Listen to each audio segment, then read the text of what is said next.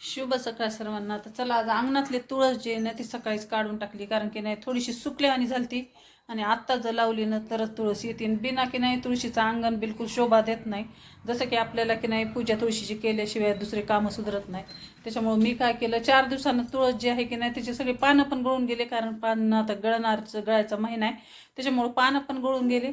आणि 4 दिवसानं मग तुळस सुकली की नाही की मग पुन्हा दुसरी तुळस लावली तरी पण येत नाही.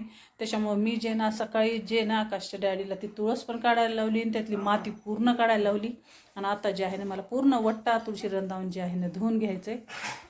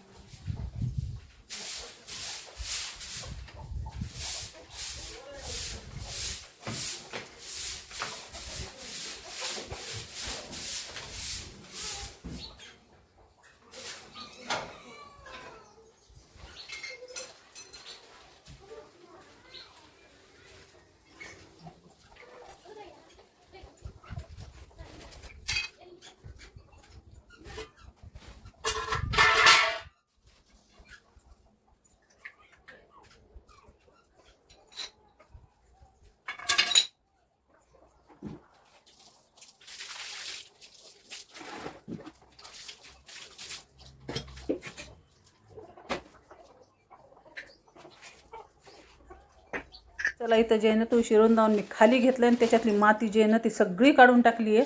कारण की नाही सगळं क्लीन करायचं. आणि खाली जी माती की नाही अशी गच्च झाली होती. आणि फुलाचं झाड आहे बघा बाजूला, त्याचे जे बिया आहेत ना त्या तुळशीमध्ये पडून की नाही त्याचे जे रोपटे आहेत ना छोटे छोटे ते पण उगवले होते. आणि त्याच्यामुळं काय झालं तर ती तुळस की नाही अशी फुलूनच गेली, जागच्या जागीच की नाही त्याचे पानं वगैरे सगळे जळून. कारण तिला खाली की नाही मोकळे वातावरणच राहिलं नव्हतं आणि त्याच्यामुळे कसंच खाली गड्डे झाले होते त्या झाडांचे. त्याच्यामुळे की नाही सगळी माती जे नाही तर काढून टाकली. मी म्हणलं आता करावं ना तर सगळं चांगलंच करावं, कारण अजून दुसरे कोणतेही रोप लावा तुम्ही, कारण ते दुसरे जे झाड आहेत की नाही दुसरे रोप आहेत ना ते काही येऊ दिसणे गेले, कारण सगळं गच्च भरलं होतं. त्याच्यामुळे की नाही सगळी माती जे काढून मी वर वाळू घातली टेरिसवर. आणि म्हणलं आता हातासगट वटा वगैरे सगळं धुवून घ्यावं, तुळशीरंधान सगळं धुवून पुन्हा चांगली माती वगैरे टाकून, जसं की नाही कोकोपीट आपला शेणखत सगळं टाकून जर केलं ना की मग तुळस चांगली यावं म्हणून की नाही ह्याचा जे कुटा नाही की नाही मी सगळं काढला. आता उन्हाळा तर सुरू झाला आहे, पण बारीक रोप जे आहे की नाही आणून लावते. लावल्याशिवाय तर बिलकुल आपल्याला करमतच नाही. जसं की नाही दारामध्ये तुळस असली तर पूजा वगैरे केलेली, पुन्हा 4 दिवसाला की नाही लावा म्हणलं तर पुन्हा ते येणारच नाही. त्याच्यामुळे की नाही थोडीशी तुळस की नाही त्या झाडाच्या योगाने सुकली होती. त्याच्यामुळं आज सकाळी जे आहे की नाही हे काम केलं. आणि बाजूला की नाही त्या वट्यावर पण तुळशी रंधावण्याच्या वट्याच्या वर पण इतका पसारा जमा होते की नाही मी पसारा जे ना सगळा काढून टाकत असते, कारण आगावचा पसारा मला बिलकुलही आवडत नाही. जे कामाच्या वस्तू आहेत ना त्याच मी ठेवत असते. आणि की नाही आगावचं घर जे आहे की नाही पसारा सगळं आवडत असते, कारण मला घर जे ना सुटसुटीत आवडतं. इथं पसारा तिथं पसारा बिलकुलही आवडत नाही. आणि आपल्या की नाही घरामागं फार्म हाऊसमध्ये की नाही शेंगा निघल्या होत्या, जसं की नाही 4-4 शेंगा जेत ना वाळून ठुलेले होते मी. तर सगळ्याच शेंगा ज्या आहेत ना जमा होऊन एवढ्या झाल्या आता, जसं की चवळीच्या शेंगा येतात, घेवड्याच्या शेंगा येतात, तुरीच्या शेंगा येतात. तर घेवड्याच्या शेंगा ज्या आहेत ना मी साईडला काढून ठेवणार आहे, कारण त्याच्या घुगऱ्या बी खूप छान होतात. आणि आपल्या तुरीच्या शेंगा आहेत आणि जराशा चवळीच्या शेंगात ना ते जे आहेत ना मिक्स वाटून घेणार आहे. आणि त्या कशा पद्धतीनं वाटणार, जसं त्याला बडवायचं नाही ना आपटायचं नाही काय नाही, 10 मिनटामध्ये जेत ना आपल्या बिया एक साईडला होतात. त्याच्यामुळे की नाही थोडंसं की नाही मोठ्या फक्त एकच मोडवर जे आहे ना मिक्सर मी फिरून घेणार आहे फर्स्ट मोडवरच.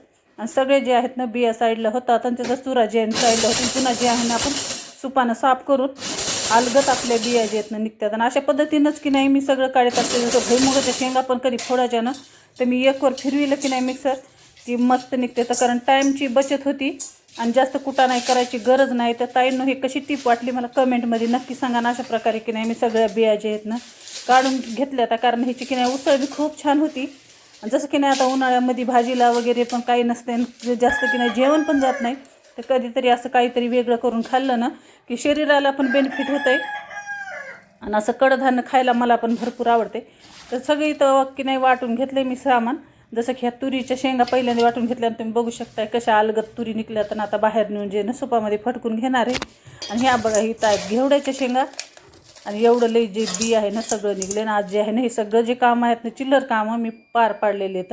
तर तुम्हाला छोटीशी माझी टिप कशी वाटली कमेंटमध्ये नक्की सांगा ना. आज संध्याकाळी जाणार होता वैभव, त्याच्यासाठी की नाही मस्त देशी कोंबड्याचा जे आहे ना बेत केला होता. आणि त्यांनी आधी सांगितलं तर मम्मी आज भाजीला जास्त सूप करू नको, थोड्याशा सूपमध्ये भाजी हे कर, कारण ना त्याला जशी आवडती ना तशीच भाजी मला करावं लागते. कारण की नाही 4 दिवस पाहुण्यावानी येते आणि पाहुण्यावानी जाते, त्याच्यामुळे लेकरांच्या मनासारखंच राहावं लागते. आपलं काय कधी करतो आणि कधी खातो, त्याच्या आवडीचाच इथं स्वयंपाक झाला आहे. आणि आज जाणारे वैभव. तर तुम्हाला कसा वाटला व्हिडिओ कमेंटमध्ये नक्की सांगा. आणि कशी वाटली गावरान कोंबड्याची भाजी ते पण कमेंटमध्ये नक्की सांगा. आणि यामुळे मंडळी सगळेजण जेवायला. आणि हे व्हिडिओ जे आहे ना बुधवारचा आहे, पण टाकण्यासाठी उशीर झाला, पेंडिंग पडलेला होता. तर आज बघितलं तर होता व्हिडिओ, त्याच्यामुळे टाकला आहे. तर चला भेटूया नवीन दुसऱ्या ब्लॉगमध्ये. शुभरात्री सर्वांना.